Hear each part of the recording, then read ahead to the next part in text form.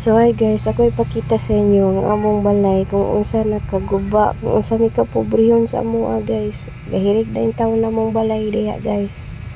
Gitukuran na lang gina siya kahoy diha okay. Para di na siya maligid sa bakilid. Kinalata ng haligi ana.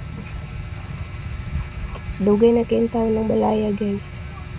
Munang ingana na siya. Among ato pwerte ng lataa. Inig ulan. Pwedeng tulua sa mutnag magabi eh. Luoy kay kong mga igsuon. Mamangon kay nagbasa sa ulan. Pero pohon guys, ipa-repair ni nilang mama. Matarong ra ni among balay guys. Ipa-repair daw ni nila.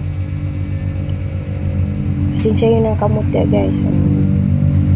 Muna among abuhan guys. Among abuhan na diyan dapita guys. Kamot eh.